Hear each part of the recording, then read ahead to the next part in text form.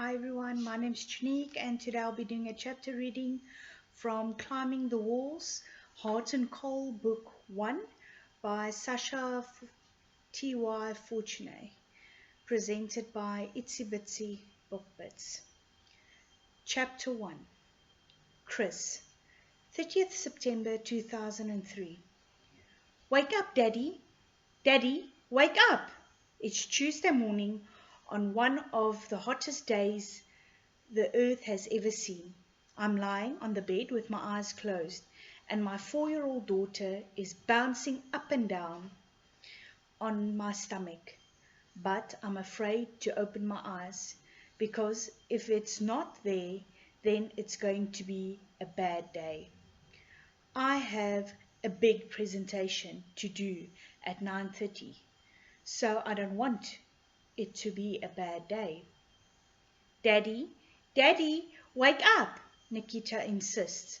So finally I open one eye and roll my head to the side, and the biggest grin slices across my whole face because it's there, a single white rose on the pillow next to mine. Hey, sweetie. I sit up, holding her above my head. She kicks her legs wildly and squeals, and it's the most beautiful sound in the world, because it's going to be a good day, and I love her to bits and pieces, even though sometimes she frustrates me, and sometimes I want just 5 more minutes of sleep and something to do with her. If Nikita vomits, I'm not cleaning it up. Immediately, Nikita is put down on the floor and I say, "Go get Daddy some juice, Kiki." She runs off in her little pink bunny bedroom slippers, and I look up at the doorway from which the voice came. I want to tell her I love her, and I'm sorry for last night, and it should have been my rose, not hers, which after 4 hours of restless sleep I actually wholeheartedly believe. I want to tell her I love her. I love every inch of her, every dimple, every smile, every laugh, every single thing about her. I want to tell her that my heart is bursting and that the dopey looking smile I'm wearing is all because of her. You're still here. I hope she understands the rest by telepathy. I'm late, she replies, pulling on one side of her strappy, cute, sexy goddess high-heeled power woman shoes. As she leans against the door frame with her leg in the air, I can see the almost imperceptible scratch right below her knee, where the neighbor's cat mauled her. And on this ridiculous humid morning, in my half-comatose, giddily happy frame of mind, I think that I've never seen anything more beautiful. "Don't go yet," I stammer finally, after my mouth opens and shuts a few times. The bedside clock says it's 6:04 a.m. and she won't actually be late for another 2 hours. But no, not Nicole. Nicole leaves the house at 6. My overachiever, sex goddess, power woman wife. "Late, have to," she says, then adds, "Your turn for Kiki today." I know. Mondays, Wednesdays and Fridays she drops off and picks up Nikita at kindergarten, and I am in charge of our 2-year-old Caleb's preschool run.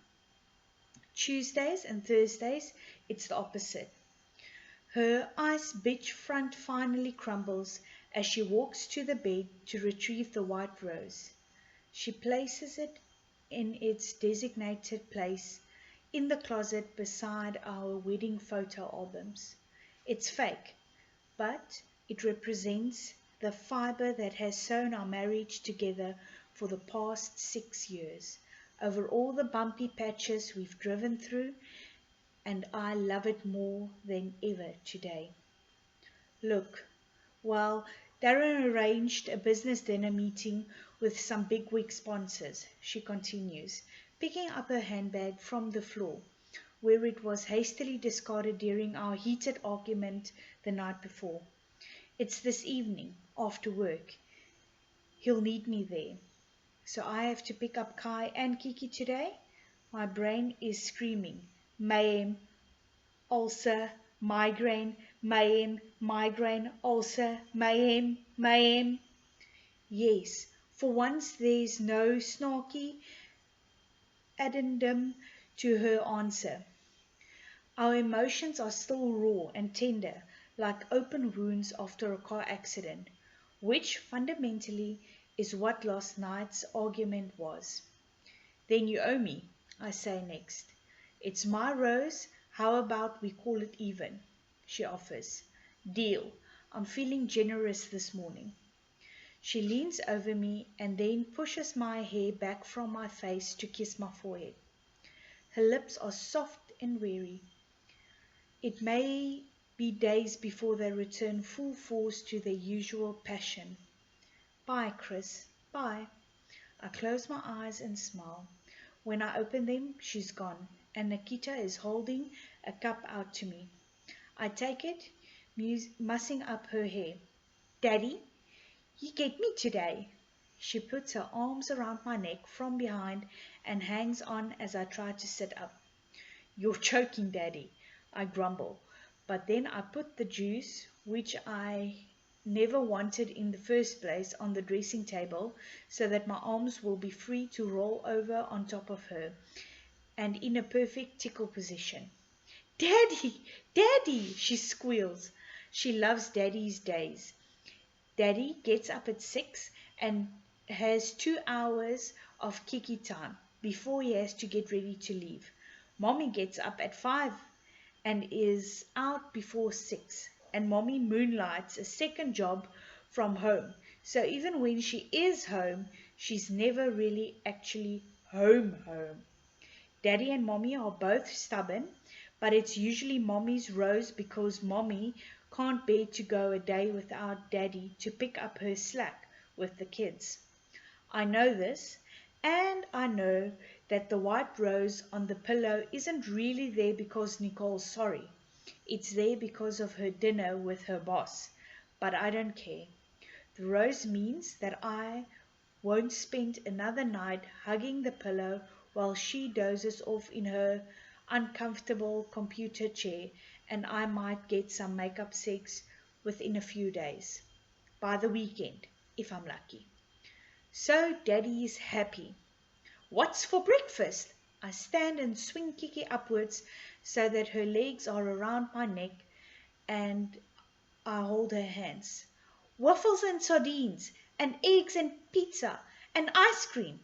But Daddy doesn't want to kill his 4-year-old genius, so in the kitchen I make her usual, a cereal medley of Captain Crunch, Frosted Flakes and Cheerios, with way too much milk because I want Nikita to grow. She's already too small for her age. Nikita will be 5 in December, and it was a big decision whether or not to wait another year before kindergarten. She was reading anything she could get her hands on and writing on the grocery list scrapbook some short stories, usually about a princess named Kiki, which she read to Prince Callum at bedtime. We realized it made no sense keeping her at preschool.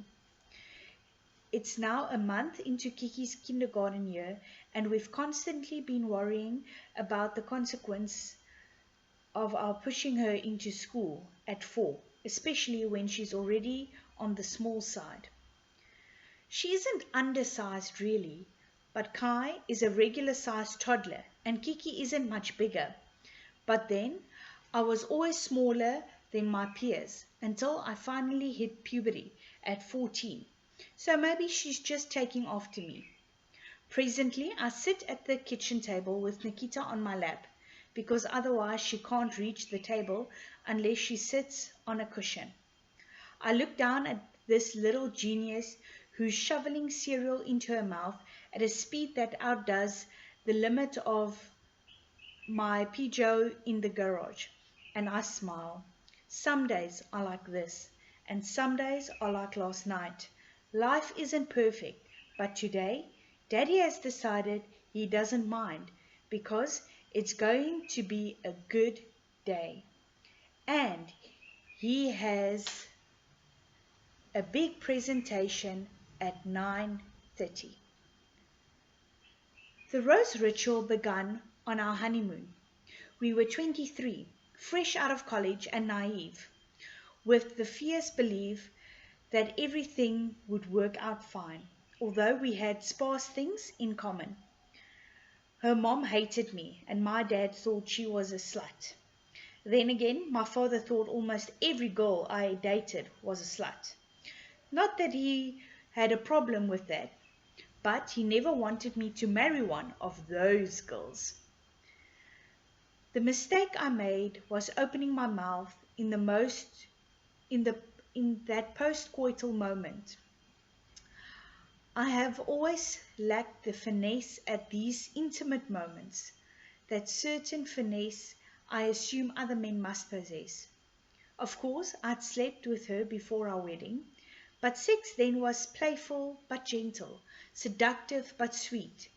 Nicole didn't break into the wild, mind-shattering sex until the fourth night of our honeymoon. I've never had a more pleasant surprise. Our seventh time, apparently we were going for a record, on the fourth day, we were sprawled across our honeymoon suite's bed in a tiny little villa hotel in beautiful Italy, a 10-minute walk from the beach, naked except for her silver anklet and our wedding rings. I'm smiling my dopey smile, and in the midst of our utter exhaustion, the stupidest thing comes into my head, and I say it. Maybe my dad was right after all. Right about what? She murmurs it without really caring. She knows my dad never liked her, but it didn't really bother her before the wedding. No, it's nothing. He just thought you were a little bit risque.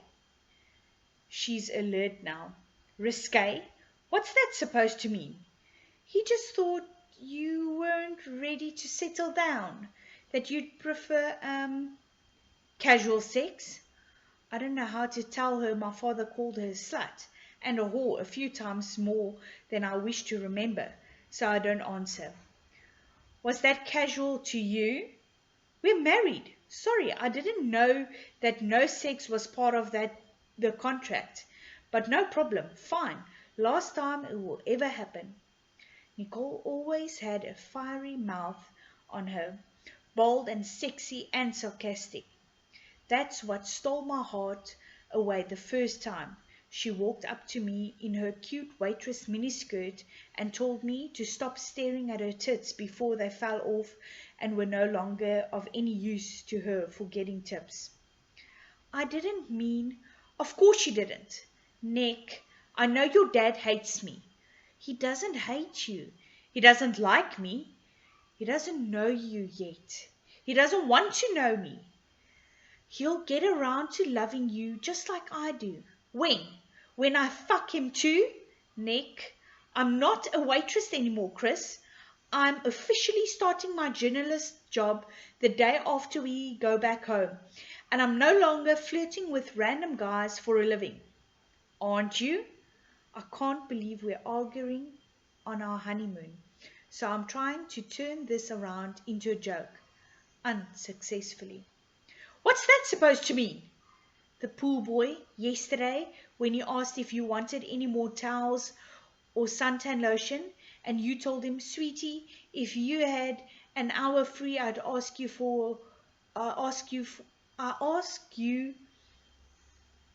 I'd ask for your help rubbing a little lotion on my back. But I guess you're busy, so I'll just have to settle for my new husband here. Have you forgotten that already? Chris, he's like 16 or something. Don't tell me you were jealous. I was 16 once. I know what he was thinking. He was hovering around us for almost half an hour before he asked, ogling your rack and your long brown legs. You're very sexy, Nicole. And have you forgotten? Would you like me to remind you? I'm putting on a low wannabe seductive tone, my lame attempt at joke making, still unsuccessful. We're not having sex anymore, remember? It's against the code.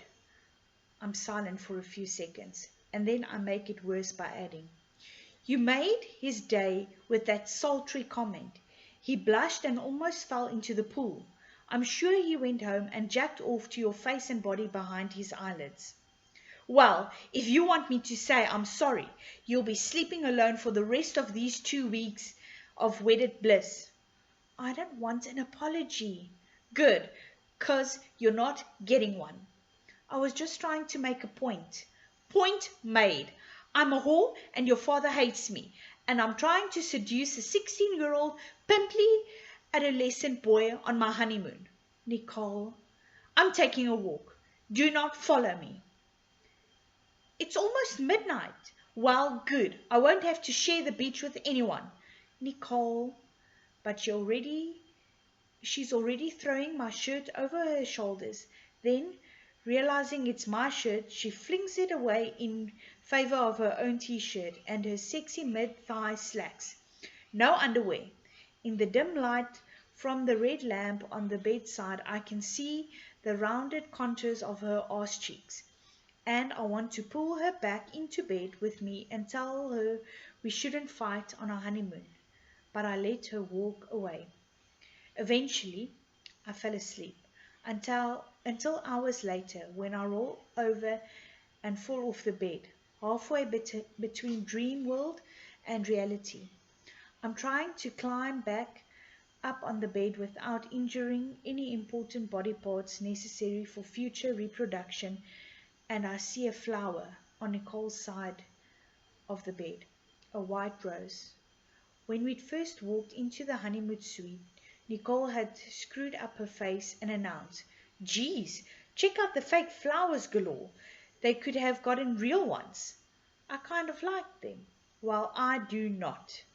I don't want to look at empty vases for the next 2 weeks, which I stated a few times, before eventually giving up and deciding to choose a more sensible battle for our first squabble of wedding bliss.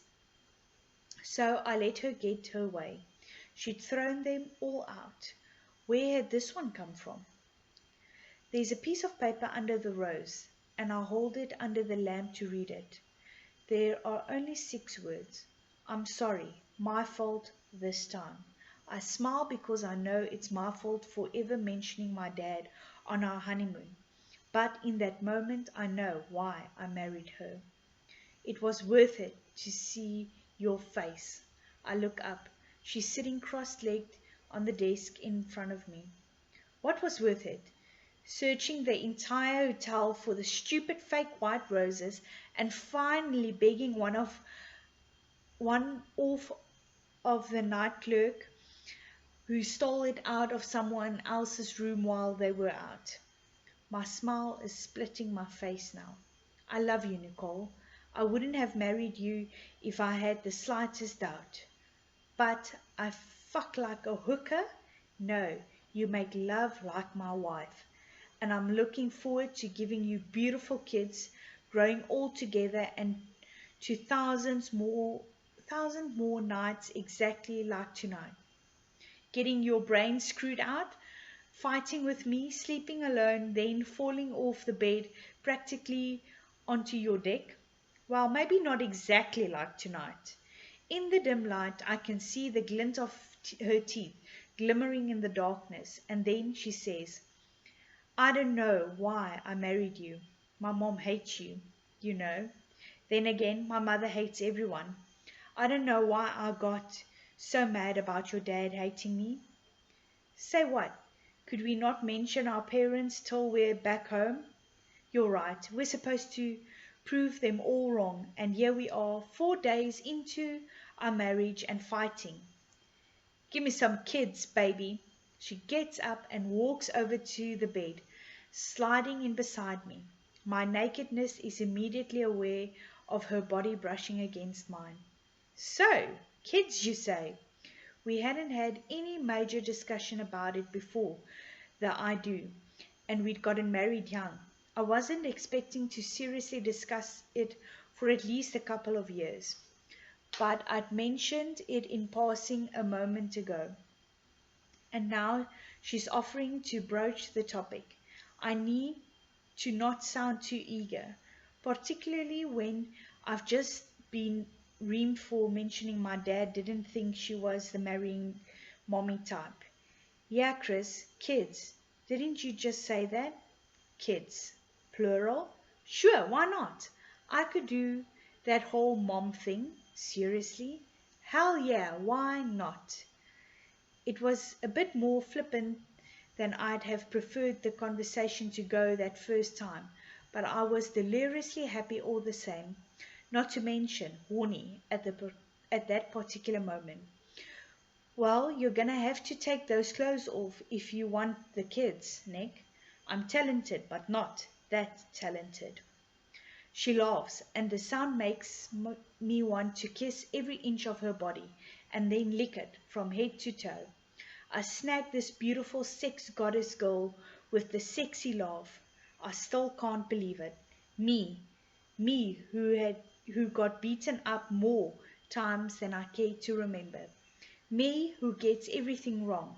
The skinny, little, eccentric, clumsy kid with a goofy grin, courtesy to the front tooth I chipped during a scuffle with a bully when I was 11, and the hair that never grew in the right direction, no matter how hard I tried to divert its course with gel and mousse and water.